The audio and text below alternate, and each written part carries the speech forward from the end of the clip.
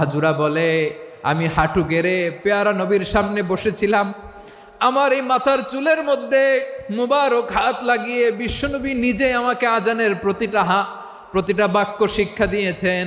বিশ্বনবীর মোবারক হাত, পবিত্র হাত আমার মাথার চুলের যেই জায়গায় লেগেছে, আমি চাই ওই চুলগুলা নিয়ে আমি আমার কবরের ভিতরে যাব।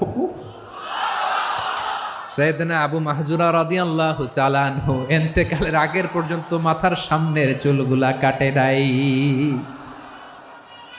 মাথার সামনের চুল তিনি কাটেন নাই। সুবহানাল্লাহি বিহামদি। কেমন ভালোবাসতেন বিশ্বনবী সাহাবীদেরকে, সাহাবারা কেমন ভালোবাসতেন বিশ্বনবীকে। অষ্টম হিজরিতে হুনাইনের যুদ্ধে রাসূল সাল্লাল্লাহু আলাইহি ওয়াসাল্লাম ফিরে আসতেছেন মদিনায়। প্রতিমধ্যে বেলাল রাদিয়াল্লাহু তাআলা আনহু আজান দিচ্ছেন। কি দিচ্ছেন? তো পাশে ছিল মুশরিকদের একটা পল্লী, কিছু মুশরিক তরুণ